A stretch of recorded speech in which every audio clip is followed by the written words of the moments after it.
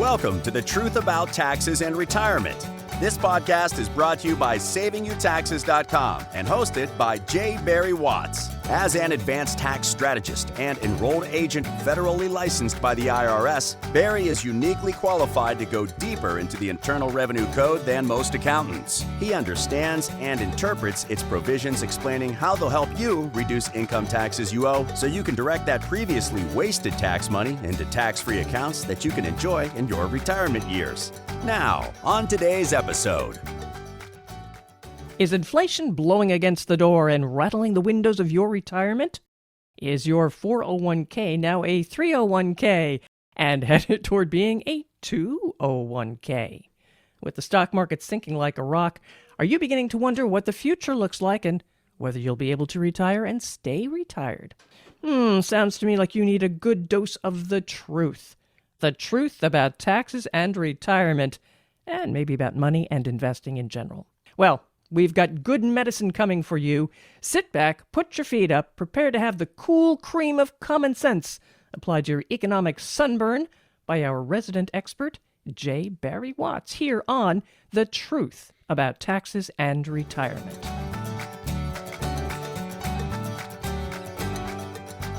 Hello and welcome to another edition of The Truth About Taxes and Retirement. I am Barry Watts, the founder of the Wealth Care Corporation, where we're dedicated to helping people retire with confidence and age with financial dignity. Now, I used to say we're dedicated to helping people age with dignity, but two T's there, but it just occurred to me that, like when you go to the hospital or the doctor's office and you have to wear one of those gowns that has the two little ties in the back, and sometimes they don't get them tied, and you stroll down the hallway. There's a breeze. There's a bit of a breeze. You could be the richest person on the planet and still not necessarily have dignity at certain moments. So I changed it. I said, we help people retire with confidence and age with financial dignity, because we can't always guarantee that your butt won't ever be flowing in the breeze. So anyway, that's what we do. Is that cool with you, Patrice? That is very cool with me. I hate those gowns. No pun intended about the cool part, with the breeze and the gown and all that. We got it. So I don't know if you've noticed, paid any attention to the news, but times are kind of tumultuous. The stock market, depending on how you measure it, but by any measure, has shed about 20%. Real estate, which is everybody's safe haven, that everybody thinks can only go up. Well, it's on the precipice of a bear market. Patrice, you were going to say something and I stepped on you there. No, I was going to say, I thought somebody was down more than 20%. Oh, yeah. The NASDAQ is down seriously more than 20%. There you go. As I said, just depends on how you measure it. Now, conventionally, when we use the words the stock market, we're typically talking about the S&P 500, which is an index, a basket of 503 different stocks. But you could be talking about the Dow Jones Industrial Average, which is 30 different stocks. So there is no the stock market. It just depends on how you are measuring, what you're using as your measure. But whatever you're using as a measure right now is down. And that's the big point. It's been a really difficult time in the markets, and people have fled to real estate. And I see more and more people going in the real estate business every day. Everybody's about to get rich in real estate, and suddenly real estate is on the edge of a bear market. I got a notice on Monday that indicated, when you read the math, that real estate was tipping toward a bear currently. So it's a tumultuous time. And on top of that, baby ain't got no formula. How did we ever get to a position where we don't have formula for our babies in the United States? And the gas pumps aren't working. I don't know, Patrice, what it's like where you live in the East, but here in the Midwest, sometimes you just pull up to the gas pump and they've got a sack over the gas pump says, nope, no gas today. We haven't had that yet, but the prices are getting to the point where people are putting gas bags right over their whole cars and saying, this car ain't going out today. Well, that's the whole point. And so it's a crazy time economically. It's a crazy time when you can't feed your babies, but it's a crazy time when you're being interviewed at a hearing by the United States Senate to become a member of the Supreme Court, and you tell them that you can't tell a boy from a girl. These are just crazy times. Are we going to talk about food prices too? Well, yeah, we are, in fact, in just a moment, because that's one of the things that is influencing what's going on in the inflation world. But on top of the crazy times and the food prices, as you mentioned, which we'll get to, We just spent and sent $40 billion over to Ukraine. Mm-hmm. Now, some people say that $40 billion will come back. Don't worry about it. It's coming back into the pockets of the politicians who sent it. I don't know. I hate to think that's true, but you know what? The older I get, the more cynical I get. I think that so could gets be into true. their pockets too. Are they even going to spend it? They're going to keep it. Well, the point is we have so many needs at home, so many things that need to be taken care of at home. And it is true that I think we should be taking care of things at home first. And I don't understand why we have made a policy of basically buying our friends in an auction-like market. Whoever provides them the most money is who gets to be their friend. I don't think that's the way that you run a country. But who am I? What do I know? You know, nobody's elected me to anything, which is why I get to pontificate on all these sorts of things during unnerving times like this that you and I live in. And I don't know about you, Patrice, but as I talk with my clients, one of the things that we're all doing is we're kind of working to keep our wits about us.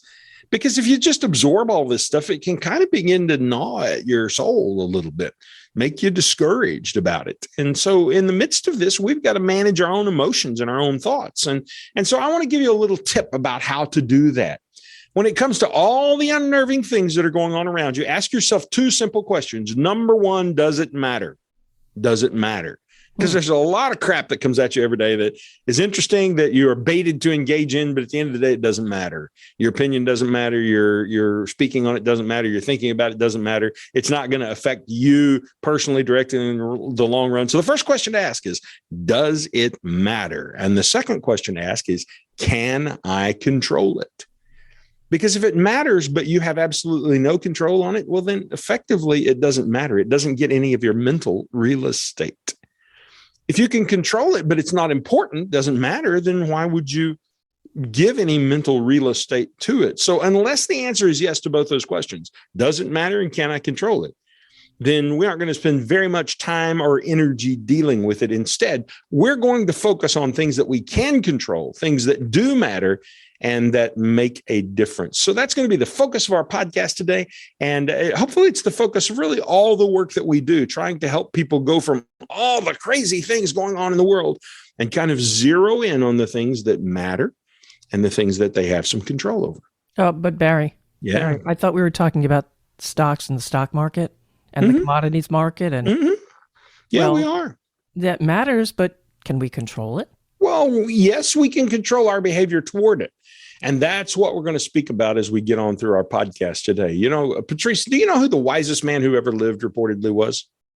Solomon. Solomon, that's exactly right. Solomon wrote some books. He's a prolific author. In fact, and one of those books is a book of wisdom that happens to be found in the Bible. It's the book of Proverbs. And Proverbs in chapter 4, verse 7 says, wisdom is the principal thing. Therefore, get wisdom, and in all thy getting, get understanding. Get wisdom. It's the principal thing. And in all thy getting, get understanding. Now, I'd like to think, Patrice, that what we do here on The Truth About Taxes and Retirement is that we share wisdom about the economy, the financial markets, and taxes and investing, wisdom about helping people to retire and things of that nature, even wisdom about things to think about, whether you should give mental real estate to that or not, as we were talking about just a moment ago. And the process of sharing that wisdom, I hope, helps you have some understanding about how the markets work and how the economy works and how retirement works and what things you ought to focus on. So what I want to do today is dump into your brain some understanding about what is driving inflation, about what's going on with the levels of the stock market currently. And then I'm going to share with you some good news about how you might take advantage of this current down sell-off in the stock market. So that's going to be our mission for today. So first, let's start with inflation. Have you been paying attention? Patrice, you mentioned you had. Talk to me about food prices. Oh, yes. Inflation at the food level. That is definitely rising. We're seeing that. Look at your commodity prices are going up. I'm thinking not just food. We'd mentioned gasoline too, Barry. I mean, that's a commodity. That's going up. It is a commodity. In fact, oil is. So when we begin to think about inflation on a macro level and just measure it wide, not any one particular segment or any one particular set of products, you know that it costs 8.5% more this year to live than it did last year. So that means if you made 100,000 last year, you've got to make 108,500 to enjoy the same lifestyle this year. Now, if that goes on for just a couple of more years, You're suddenly behind. It's going to be 124,000 and then 132,000. And if you went on 5 years, it could be 140,000. Well, your portfolio can't handle that for very long. Well, I mean, I don't think Jeff Bezos listens to my podcast. If he does, hey, Jeff, that wasn't for you. Probably your portfolio would probably be fine. And Elon Musk, your portfolio will be fine. I'm all for you buying Twitter, by the way. Get after it big. But the average folks who listen to my podcast, people are going to work every day, running businesses and companies and doing their work, taking care of their family, going home and feeding their dog and mowing their yard and all those kinds of things. They can't afford for it to cost 8% more to live every year for very many years. And so the question was, well, how did this even happen? How did we get here? And the answer is we got here by 3 tiny steps. I should call them waves instead of steps. So let's talk about the 3 waves of inflation that have hit us. The first wave came in March of 2020. Now, you'll remember that what happened in March of 2020, Patrice? Oh, that was COVID. The market tanked. COVID came. Yep. Yes. COVID showed up and the market did tank on top of that. So when COVID, the pandemic hit, if you were like me, first of all, you were surprised because I thought the pandemic would hit in March and it'd be over by May. And I even said that publicly. So obviously I proved that I'm no Dr. Fauci. You weren't alone. Many people said the same thing. Yeah, I thought, okay, we'll get through this. It's another thing the media is blowing up. And I think to some degree it was that. But when the pandemic hit, you'll remember the first thing the government did is basically began shutting down the American economy. They began saying, okay, well, you can't go to work today. Nobody can open the doors today. We're no longer in business. They sent all the employees home, not knowing if or when they would ever really come back to work. And then the federal government began issuing checks to millions and millions of people, millions and millions of dollars, providing subsidies to help them live since they weren't going to work. And they began issuing checks to companies to make payroll so that the companies would keep paying the people for not working. I'm scratching my head about that one. So all these people are sitting at home, essentially getting checks from the government. They aren't allowed to leave their homes and go out and socialize and go to work and do what they normally do. So what do they do instead? They shop online. And that shopping, which was online, drove up the demand for goods and products. And just as people began shopping at all around the world, buying all these goods and products, then another thing happened. You remember all the companies making those goods and products had shut down and were no longer producing goods and products. So Supply chain issues. The supply chain was constrained. We couldn't get toilet paper. My wife is going from store to store looking for toilet paper. We bought some of it one roll at a time. And we will never again in our life not have enough toilet paper in the house. I think we could go 6 to 9 months at the present time if I were just guessing. If I may, I remember going to Costco to get paper towels and toilet paper. They had a policeman there. Guarding the toilet paper. That's crazy. The toilet paper. America has lost its mind. There's a great news clip to be produced just about the idea of policemen guarding toilet paper. So think about this, Patrice. What's happened is just as people have more money to spend and they have nothing else to do but spend money and they have a desire to purchase these things, there weren't as many things to purchase because of supply chain constraints. Now let's go back to Economics 101. When supply shrinks and demand increases, what does that do to prices? There's less supply and there's more demand. It drives prices up. And so the first wave of inflation that we experienced came because people were shopping for goods at a time when goods were not being produced, and therefore the prices of those goods went up. And that was the first of the 3 waves of inflation that came onto our shore. Now, lest you think that that's the only thing that has influenced prices, you need to be aware of the second wave. Do you remember when we all went home and quit working? We shut down. The restaurants all shut down. Travel shut down. You couldn't take a cruise anymore. There were no vacations. The hotels shut down. There's no place to go and stay. Oh, they quit having concerts. all those kinds of things. You couldn't hardly even get to the barbershop and get a haircut for a while. Well, Nancy Pelosi got one, but you can't have one.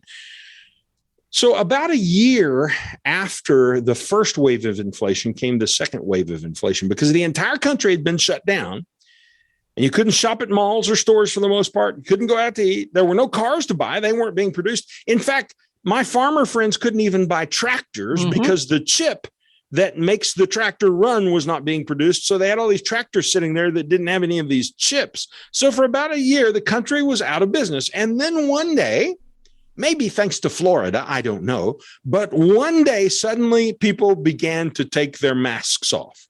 People said, had enough of this, not going to do this anymore. And slowly but surely, the mask ordinances began to fall and all the restrictions began to fall and the businesses began to reopen. And suddenly, people who'd been spending their money only on goods and products decided now they're going to go spend their money on services. And they began eating in restaurants and they began traveling and they began going to concerts. And all of this activity on the service side of the economy began building the second wave of inflation. Because as there was more service demand, let's just think about your restaurant for a moment. At the same time, there were less servers in that restaurant because those people are all earning government money. They haven't gone back to work yet. So we have to pay the few servers who are in the restaurant more. And we haven't even mentioned food prices yet, which have caused the prices in the restaurant to go up. So do you see how the second wave, the reopening of the economy, contributed to inflation? So we got two waves coming in and crashing. One wave maybe we can handle, but when two waves hit the shore, that's hard to swim out of two waves. And then came the third wave. Now, this is Patrice's favorite wave, I know, because she's mentioned commodity prices more than once. And this is really the commodity wave. It's a wave that was caused by two things. First of all, it was caused by Russia's invasion of Ukraine. And that resulted in a great price hike in commodities like food. There was already a price hike going on in the commodities market. Fertilizer was already expensive. Did you know Ukraine, by the way, is the number one producer of urea in the world? And urea is a major component of fertilizer, which is what farmers use to fertilize their crops. I have a farm, and I didn't buy any fertilizer this year. I'd rather sell cows and grow less grass than pay the price for fertilizer that's crazy because commodities are high. Ukraine is a big agricultural region, and because of question about whether or not Ukraine would be producing products this year because they've been invaded by Russia, suddenly we see a great price hike in commodities like food. But it's not just commodities like food, and it's not just because of Russia. The second thing that affected commodity prices were the policies of the United States government surrounding energy. And that created a great price hike in fuel. So food and fuel are both considered commodities. And if you've tried to fill up your gas tank, or if you've tried to fill up your refrigerator in the past few months, you know that you're paying a lot more than you were 6 months ago or a year ago. It's gone up an astronomical amount. Now, I buy lunch most days at a restaurant around my office, one of a few that are here. And I used to go get lunch for about $8. But I've noticed now that lunch is $15. If I go just to get my sandwich and a Coke and maybe a bag of chips, $15. What's it like with you, Patrice? I don't go for lunch. Oh, well, there you go. You wait and go for dinner because you're earning the big bucks and you can afford the dinner plates. Yeah, to be quite honest, I look around and I see prices and say, no, I'll stay home. I'll stay home and make it myself. Well, and isn't that so tremendously legitimate? It's absolutely right. And I've started bringing my lunch more, interestingly enough, because we're seeing all across the board commodity prices like food and fuel that have gone up. So these three things, staying home, purchasing goods, then reopening the economy, beginning to consume services, and then the combination of the government's policies on fuel and the Russian invasion of Ukraine have all impacted agricultural prices. So all of these together have resulted in inflation that right now is costing you 8.5% more to live than it did last year. And if we don't get control of it quickly, it'll cost you 8.5% more by next year. And the question is, how do you get control of it? Well, now nobody really for sure knows. The Fed wants to try. Well, we got all these people with PhDs in economics. And, I have a degree in economics. I'm not as proud of it as some of those guys are because I recognize how often it fails me. But the Federal Reserve is who controls interest rates, and they're trying to kill all these forms of inflation that have arisen.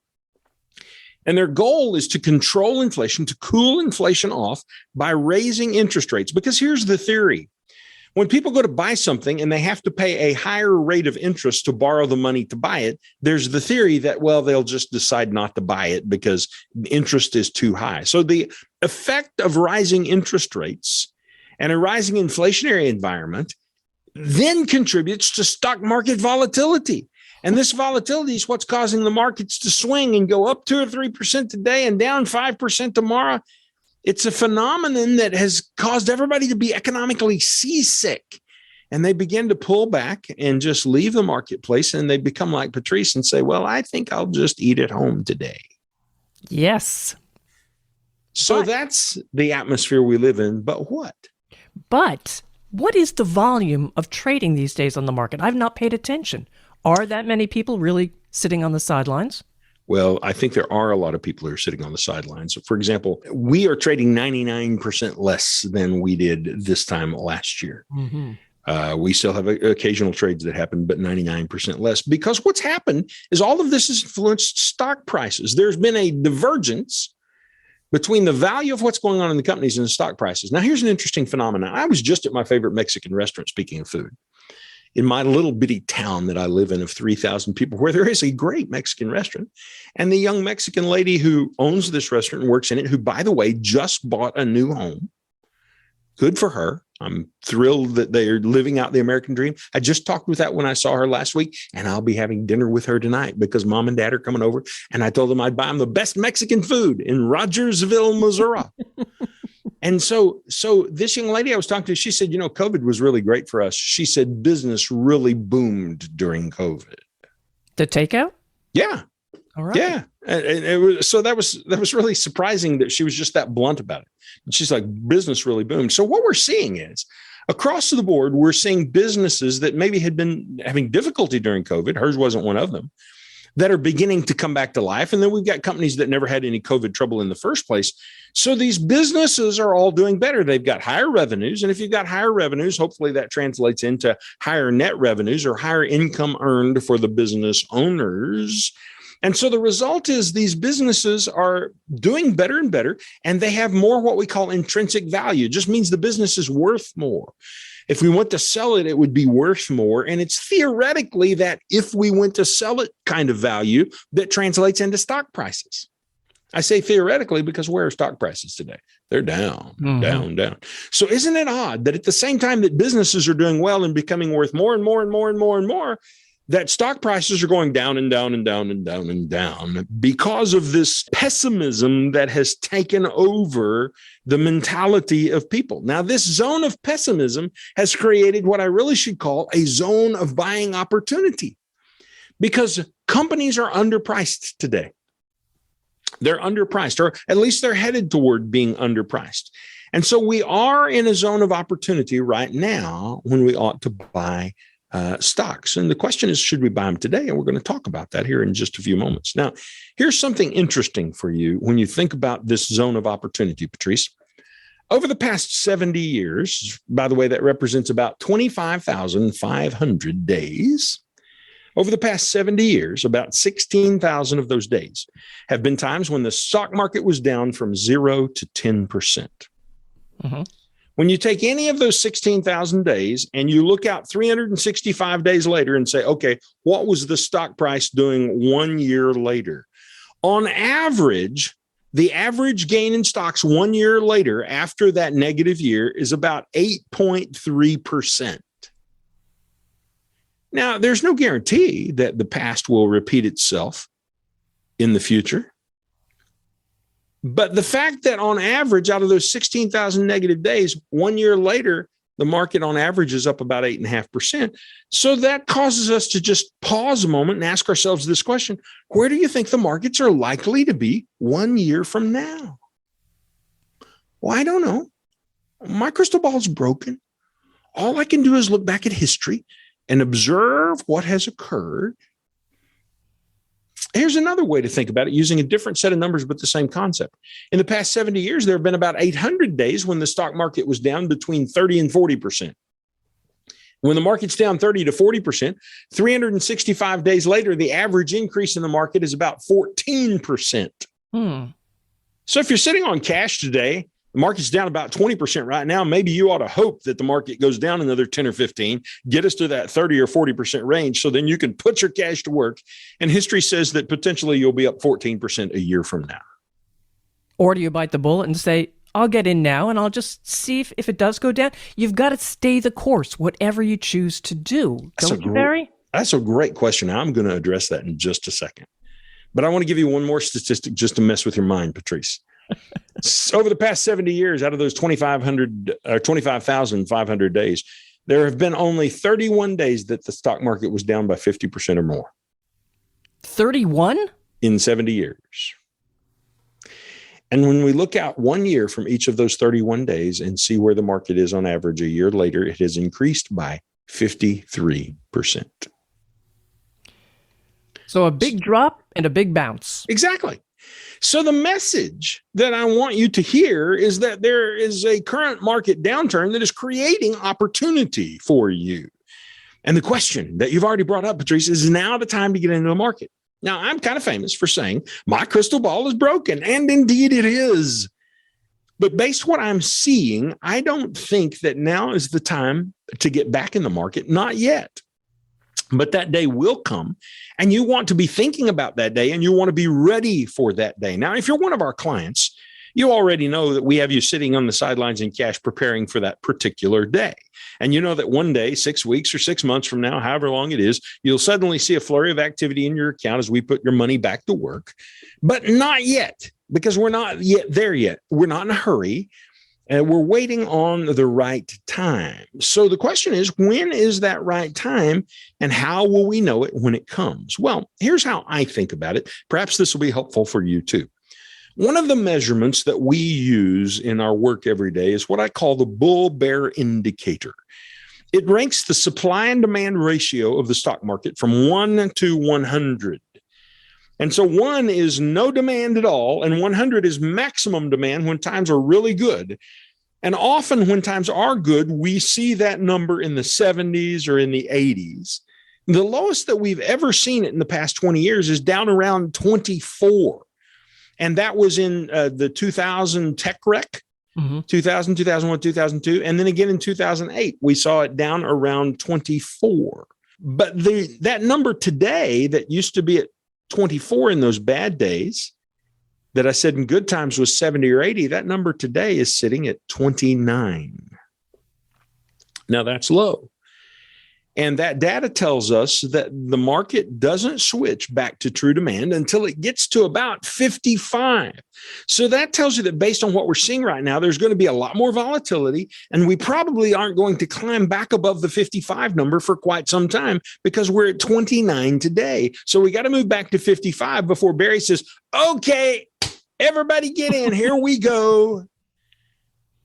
Now, that does not mean necessarily that our clients won't see any transactions in their account. They may, because there are a few things that we sometimes buy in a market like this, but mostly we stay out of the way because we think there's an accident going to happen out there on the street and we don't want the flying shrapnel to hit us. We don't want to get caught up in the carnage of the wreck that is to come. So you're not going to see us enthusiastically pressing the accelerator until we see that number that's currently at 29 back up around the 55-inch range. Well, it's not inches. I misspoke Close there. enough. Yeah, the 55 range. How about that? So the question, Patrice, is what should you do? What should you do? Yeah. What decisions should you make? Or do you bet on a low market? Do you bet against the market? I personally prefer to let the numbers speak to me. And I'm not going to try to make emotional decisions and be smarter because I know I'm not. I've done it too many times. It doesn't work. I'm going to let the numbers speak to me. And I'm telling you right now, what the numbers are saying is sit still, don't do it. So literally the way I would express that to a client or to you, Patrice, would be to say, this is kind of like riding an airplane when the ride gets rough. And, only once or twice in my life do I ever remember getting off a plane where when my wife picked me up at the airport, I actually said to her, that was rough. Mm-hmm. Most of the time, it doesn't register. I don't think anything about it. But there have been times it's like, holy freaking smoke. Man, this is a rough ride. I hope we make it down. So Here's what you do during rough rides on the airplane. You shut up, sit down, and buckle your seatbelt. And hang on. Yeah. Well, I was hoping the seatbelt would hang on to you so you didn't have to hang on. But yes, you dig your nails in. Mm-hmm. So the point is, you should be keeping your seat and have your seatbelt fastened. And here's something else. This is a big tip for you, Patrice. You should quit watching that movie about airplane crashes.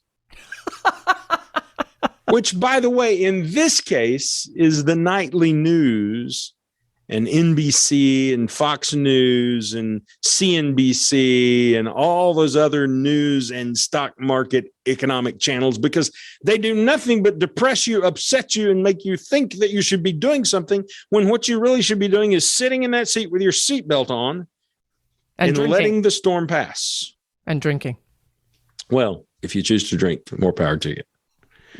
You should be able, though, Patrice, to depend on your advisor to keep their eye on the markets and to tell you what they think is best for times like these. Now, if you don't have an advisor, well, that's why we exist at WealthCare Corporation. So reach out to us and see if we can help you. And there are a couple of ways that you can do that. First, you can go to our website. It's www.wealthcarecorp.com, wealthcarecorp.com. And there you'll find a way to reach us by email and send us a message, or you'll find a phone number and you can call us. The number is 417-882-1726. 417-882-1726.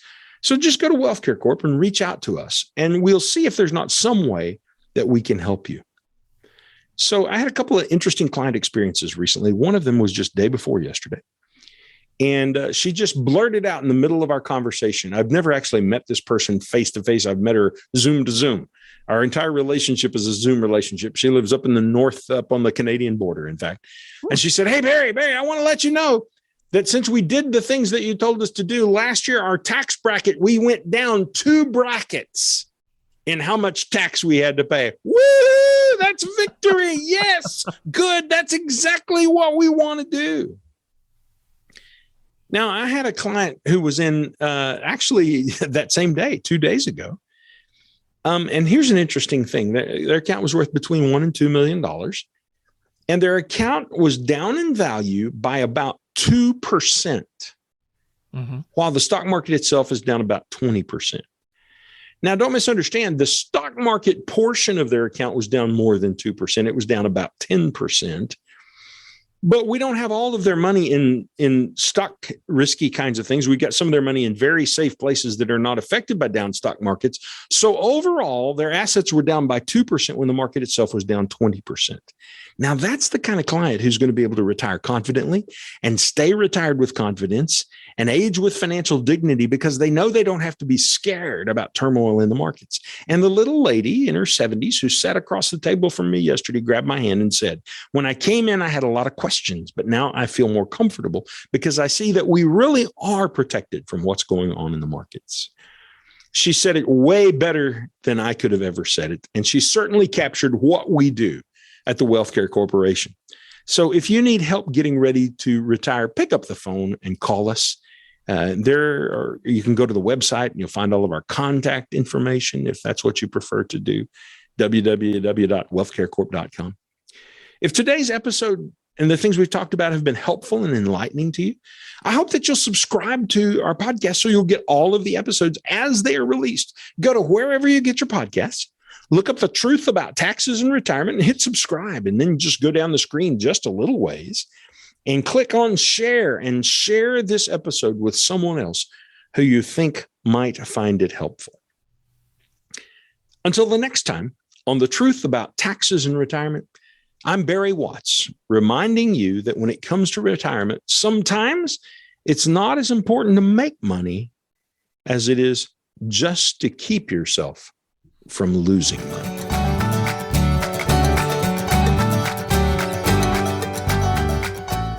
This podcast is a production of the WealthCare Corporation. The concepts discussed are for informational and educational purposes only and should not be implemented without first consulting with your own legal, tax, and investment counsel.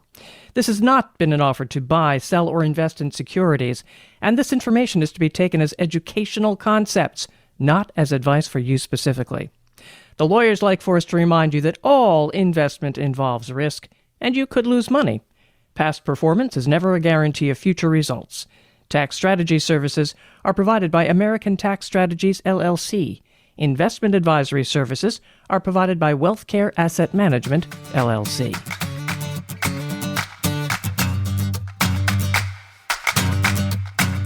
Thank you for listening to The Truth About Taxes and Retirement podcast. Click the subscribe button below to be notified when new episodes become available. The information covered and posted represents the views and opinions of the guests and does not necessarily represent the views or opinions of SavingYouTaxes.com. The content has been made available for informational and educational purposes only and is not intended to be a substitute for professional tax and investment advice. Always seek the advice of your own qualified advisor with any questions you may have regarding taxes and investing.